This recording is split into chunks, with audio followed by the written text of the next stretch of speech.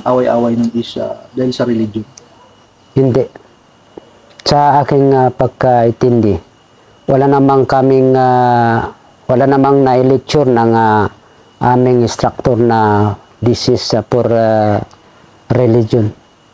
Ang sa tutulang ay ang aming paninindigan ay ito naman yung sinabi ng kapatid ko na sa history the 1521 century ang ating governance dito ay sultanate, na alam namin na maliwanag na ito ay pagyayari ng mga Muslim. But the Bangsamoro is not only the Muslim now, including our brother Christian here. Because kung ating titingnan itong MNLF is national, including our Christian and Highlanders, and not only the Muslim people here. Yun ang aming. Hanggat sa ngayon, marami kaming membro na Christian Highlanders and the other province. Yes. Yun ang... Sa tingin siya, ano yung simula nun, bakit nag-away-away? Ayun ang... so sa akin, yun na ang alam ko na pinagsimulan. Itong alam ko noon na yung pag-organize ng Ilaga at saka si Toothpick ay kanilang marami silang napatay na mga Muslim na wala na akong ibang naisip na ugat simula ng hindi pagkakaunawan. Ano yung epekto ng martial law? Ang epekto ng martial law na yun ay walang batas. Walang batas kahit sino man.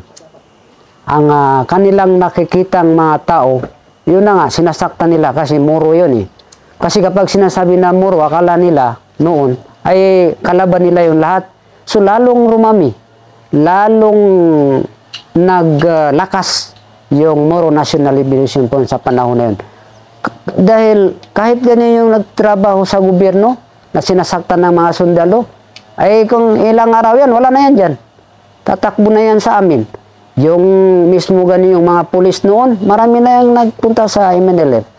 Yung mga local government noon, marami yan nagtatakbo sa MNLF dahil sa nakikita nila yung pressure ng armed forces.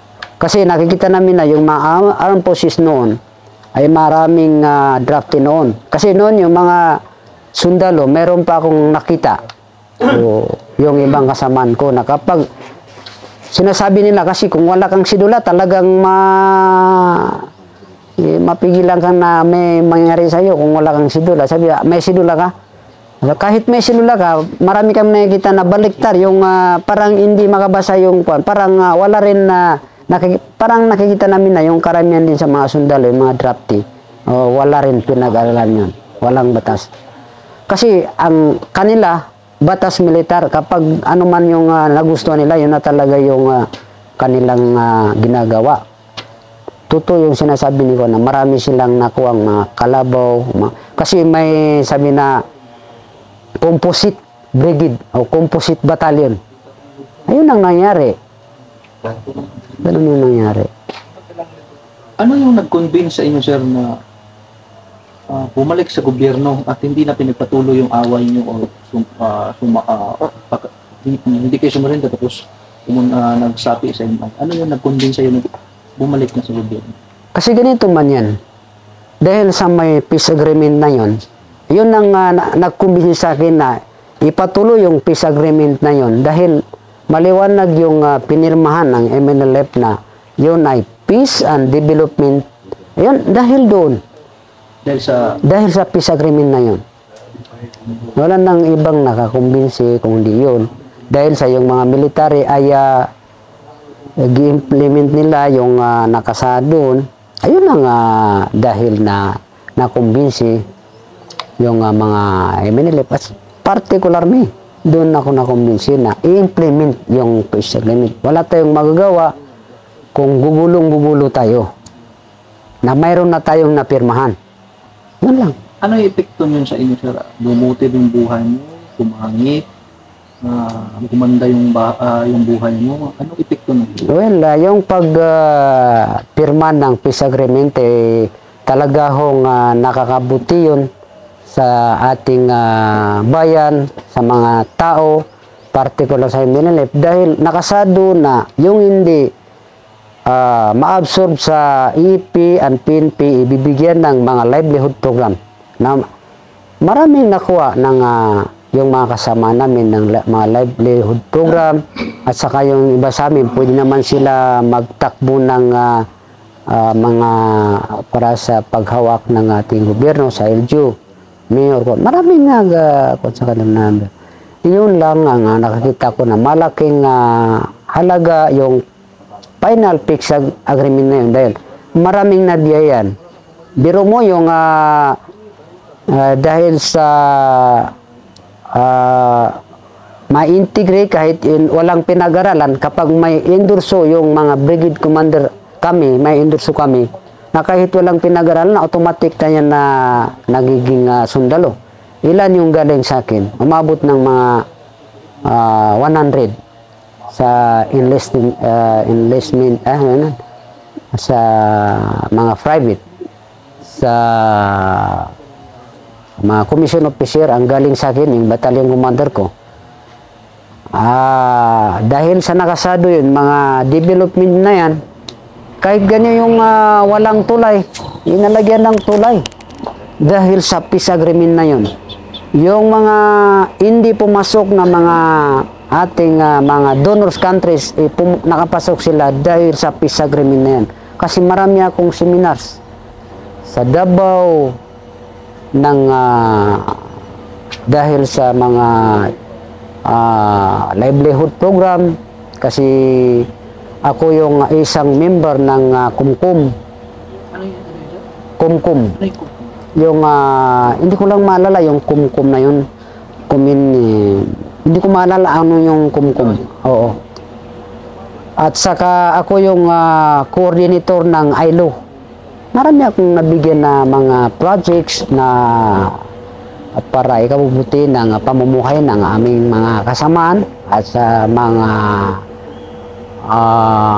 bayan, mga communities. Yun. So, ako nakumbinsi ako na dapat ganito yung natin suportahan na Krista natin.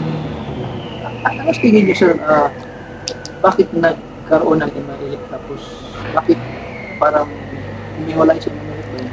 Well, that is pinakamagandang tanong kung bakit nakaiwalay yung So, sa aking pagkakalam, because of cannot implement the peace agreement between the JRP and the MLF in 1976. Kasi noon nagkaroon yung 1978 na doon nagkaroon yung hiwalay ng ibang opisyal ng Moro National Liberation Front, dahil ang sabi nila ay hindi rin ma-implement yung gobyerno ang yung agreement na yun. Mula sila, sa tingin nila walang pag-asa yung Walang pag-asa yung peace process. Yun ang pagkakalam ko, because sa panahon na yun, ako yung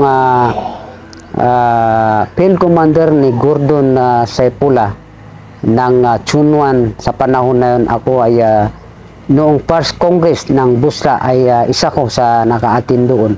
Na yun ang kanilang pananaw na talagang hindi ma-implement yung agreement na yan. Bakit yung pinili yung Minilip, sir, tapos hindi kayo nag-join siya? Because of kung baga sa pag-aaral, siguro hindi ko matanggap personally na babalik ako naman sa, kung baga sa paglalakad, ay galing dito sa Bubakar, papuntang Cotabato. Doon ako sa Sultan Kudarat, magbalik naman ako dito, patong naman ako ng Cotabato. That is, yun sa akin na, dahil talagang ang aking pagkakaalam ay hindi to masusolve ng barilan, kundi sa pag-uusap. So, dahil na nakikita ko na dito rin tayo sa pag-usap, makuha ang kapayapaan, bakit naman ako hihiwalay, pupunta sa ibang organization na alam ko na nandyan na yung final peace agreement between our organization. Ayaw ko naman na pabalik-balik. Yun lang. Ano yung ambusyon niyo sa Pilipinas? ang ating last ambition sa Pilipinas, well, siyempre naman kami mga pinuno ng mga revolutionary people is pinag-aralan namin kung ano ang nakakabuti sa atin sa Pilipinas. Particularly in Mindanao.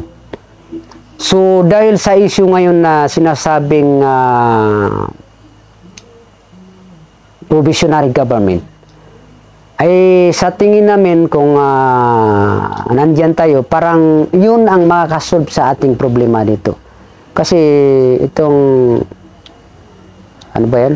Parliament government ay maiba itong Mindanao kung saan man ito mahati, at saka yung Visayas and Luzon. Kasi dito sa atin, pinag-aaralan namin, particular ako, iba yung Pilipinas dahil napakaraming tribe dito sa atin eh. Paminsan yun, tribalism yung pumapasok sa atin. Kahit gani sa aming mga Muslim, ilan yung tribo namin? Huluano, Maranao, Maguindanao, Iranon. So, kung ibabasay natin dito, ay isang malaking problema natin itong ating nasa ngayon na ano ba yan? Na konstitusyon. Oo.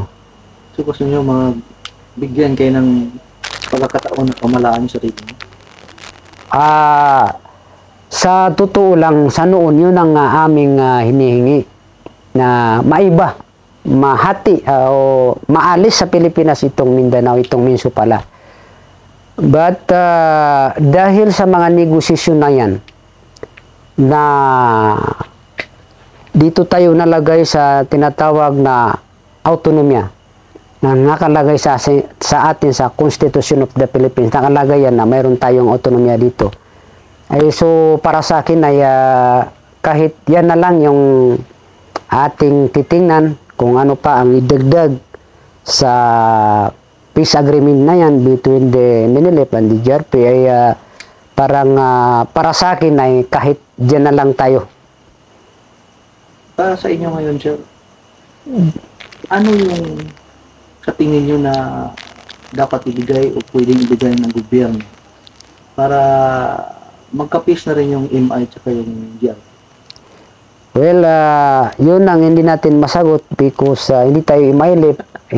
Wala naman tayong hindi natin alam yung kanilang mga ano ang kanilang mga sinasabi diyan. Hindi naman tayo sa imailip, dito tayo minilip, hindi natin alam yan kung anong pwedeng ibibigay sa kanila. Sir, naitanong mo na sir, paano nag-separate? Sir, balik lang tayo doon sa black shirt hanggang NN. Ano ba yung pinaglalaban noon ng black shirt? At ano din ang pinaglalaban ng NN? Well, yung permiro na yung pinaglalaban namin dahil sa ang pagkakaalam namin ay uubusin ni Marcos yung mga Muslim dito. Ayun lang. Oo, self counter to the issue. No. Wala naman kaming pinaglalaban na noon pa sa black shirt, kundi ganun lang kasi parang mga emergency yun eh. Na labanan yung mga ilaga. At saka ko, dahil mahirap pa kayo natin ma-identify kung sino ba yung mga ilaga yan. Ganun lang. Yung sa MN naman, sir? Ano yung...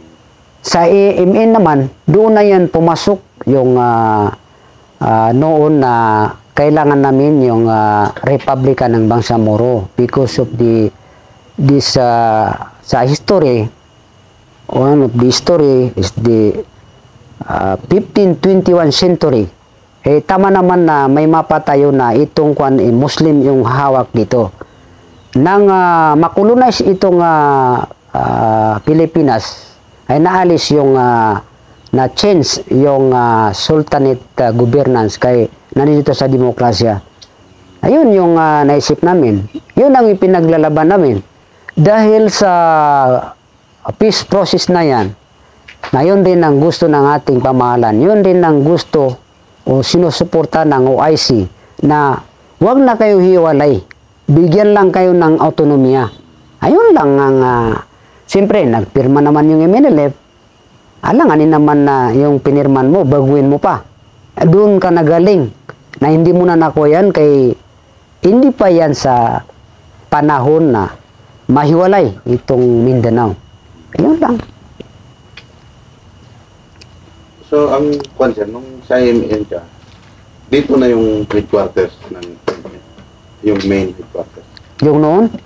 Oo, ako pa gani yung nag-survey dito kay wala pa mang imay noon. Kaisa ko sa nag-survey dito kung saan dito ilagay yung Camp Abubakar. Kasi itong name na Camp Abubakar from the MNLF pa ito. Hindi pa ito nabago na sa MILF. Ano ibig sabihin ng campus, sir? Ba't Camp Abubakar? Kasi isa yan sa advice o sahaba ng Prophet Muhammad sallallahu alaihi wasallam si Abu Bakar na isang matapang na kasama Si Prophet Muhammad sallallahu alaihi wasallam. Yun ang pangalan niya si Abu Bakar. Yun ang kauna-unang sumama sa ating Prophet Muhammad sallallahu alaihi wasallam si Abu Bakar. kaya pinangalan sa kanya. Yan ang pinangalan sa kanya dito. Hindi man ito na-change. Iminilip na ito, nagtawag dito na Camp Abubakar. Ano sir ang strategic value na dito nyo na ilagay yung main camp? Bakit napili niyo dito? Kasi, alam mo, itong una, ito kabukiran ito malawak ito hanggat kuan ito Lanao. Malawak na kabukiran ito. At saka talaga hong ito malayo ito sa kampo ng ating Armed Forces of the Philippines. Ito, maganda dito. Asama, may tubig at saka maganda yung kuan nito, lugar nito na lagyan ng kampo.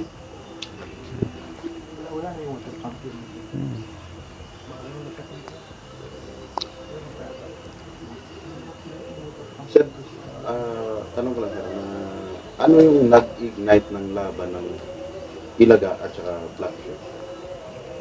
Nang? Ilaga at saka Black Shirt, di ba yun ang magkalaban? Oo. Ano yung, Nagsimula. paano nagsimula? Anong nag-ignite doon? Dito sa amin, hindi dito nagsimula, doon yan nagsimula sa Carmen. Kasi yung massacre ng Carmen. Mayroon pa mang isang massacre, hindi ko maalala. Minasakir yung ano po. Yung mga tao, yung mga Muslim doon na mismo sa mosque. Pwede mo may kwento sir? So, hindi ko lang gaano maikwento kung anong nangyari dahil malayo dito sa atin. Pero isang ako yung nakumbinsi na sasama sa Black Shirt na dahil sa ganong mga historya. Parang, ang away no, parang masabi ba natin na tungkol sa lupa o tungkol sa religion o ano sir? So, yung pagka-istorya ng mayroon akong isang forces na nakasama doon. Sabi niya wala daw kuan yun Hindi naman sa lupa, wala silang pinagawin na lupa. At saka wala namang sinabi doon na huwag ka magsambayan. At saka huwag ka magpunta ng simbahan. Wala naman. Walang na istorya na dahil doon yung pinagsimulan ng away. Pero nag-escalate na dito sa Mindanao.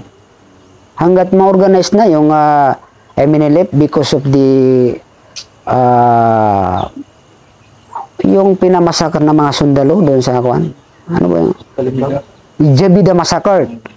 Yung kasi may survivable person na one Muslim doon na pero yun lang istorya ito sa amin nang may mamasakar yung mga Muslim PC man siguro yun kung army hindi ko lang maalala yun na doon naggawa ng mga rally yung mga Muslim ng Maynila kasama na roon si Professor Nomiswari kasi sa panahon na yun ay siya ang professor na professor siya ng UP.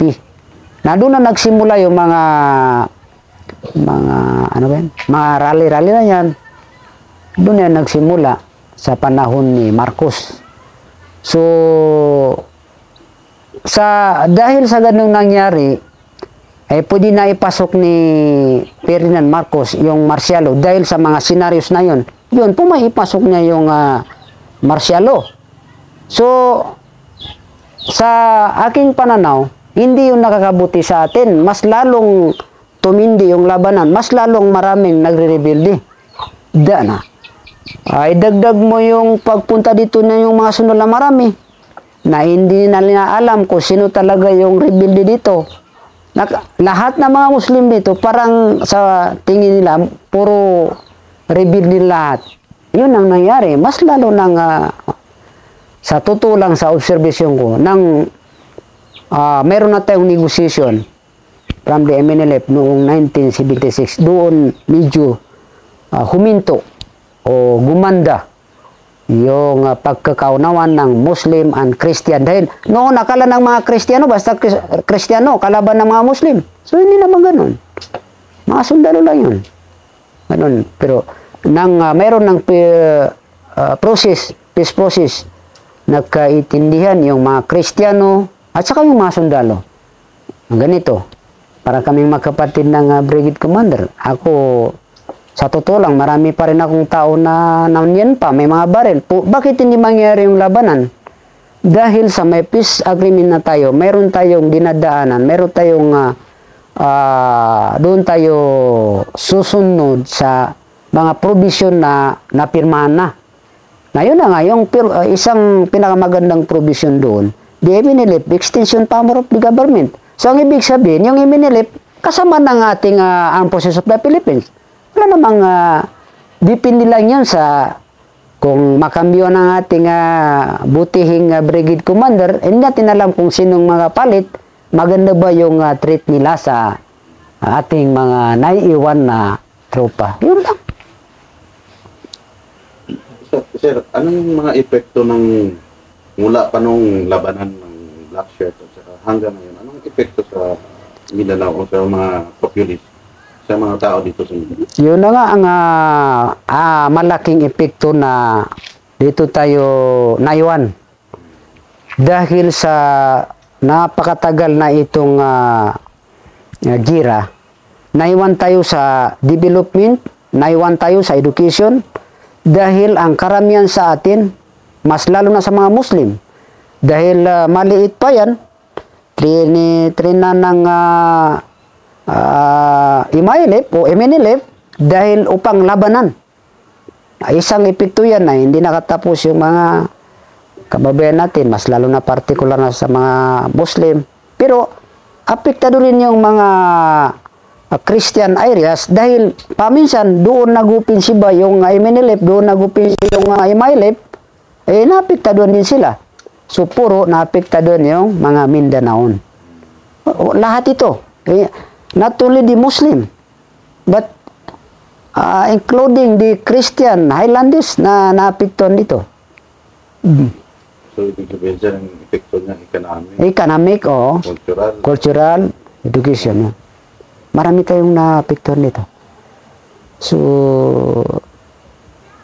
ano lang siguro. Isa kong tanong. Sundalo noon, sir, nung time pa ng 1970s, i-compare mo ngayon sa mga sundalo ngayon, may kaibahan? May kaibahan talaga. Malaki yung pagkaiba nito. Kasi ngayon, iba naman yung martial law at saka itong hindi martial law. At saka sa pananaw ko, iba yung train nila noon at saka ngayon. Yung ang nakikita ko because ngayon yung ating mga armed forces magandang kausapin at saka marunong makipagkaibigan at saka alam nila yung problema dito sa atin sa Mindanao na yung noon hindi nila alam, hindi nila ma-identify kung sinong kalaban nila. Sa kung akala nila lahat ng mga Muslim dito kalaban na yan lahat. So ngayon talaga hong malaki ang pinagibahan ng ating mga sundalo noon at saka sa ngayon. Ngayon, ang kagaya ng ating brigade commander, meron kaming program dahil ngayon, ako pa yung Saikol Kura, principal ng Quran teachers, reading Quran teachers, na meron kami mga program na i-rehab yung mga madrasa at saka kung may mga program na sa amin ay paminsan may participation si itong 6 to 3